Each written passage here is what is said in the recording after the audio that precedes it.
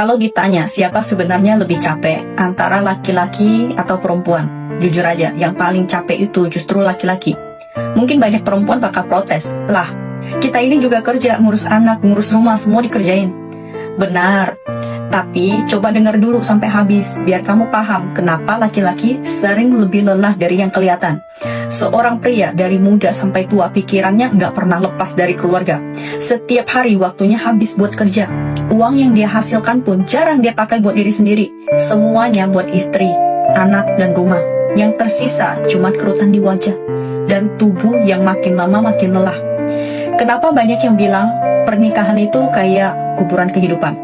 Karena bagi laki-laki, gimana pun dia tetap salah di mata orang. Kalau wajahnya terlalu ganteng, dibilang genit. Kalau kurang menarik, dianggap nggak laku. Kalau gajinya pas-pasan, dibilang nggak becus. Kalau gajinya besar, malah dicurigai punya mainan lain di luar rumah. Akhirnya dia bingung, hidup ini harus dijalani seperti apa. Waktu muda, dia berjuang buat istri dan anak. Udah tua, masih harus mikirin masa depan anak-anaknya. Kayak hidupnya cuma buat orang lain, bukan buat dirinya sendiri. Coba lihat kenyataan. Kalau keluarga hidupnya susah, yang disalahin siapa? Bukan istrinya, tapi suaminya. Kurang usaha, nggak punya kemampuan, nggak tanggung jawab. Padahal dia mungkin udah jungkir balik tiap hari. Kalau seorang wanita ninggalin suaminya yang miskin, orang bakal bilang itu wajar. Tapi kalau laki-laki miskin pengen mempertahankan istrinya, orang bakal nanya, emang kamu siapa?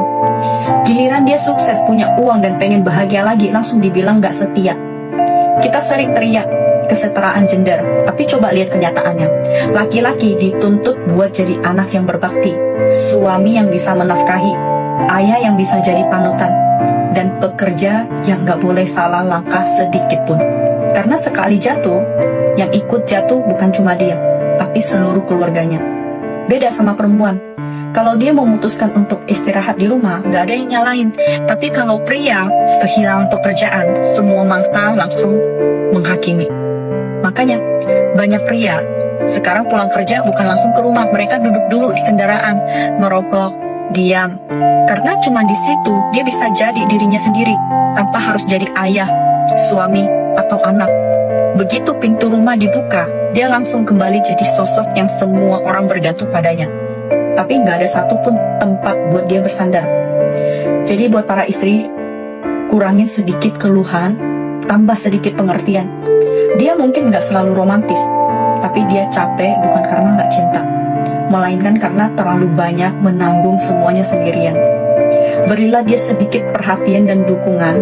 Jangan sampai orang yang diam-diam berjuang untuk kamu akhirnya mati rasa dan berhenti peduli.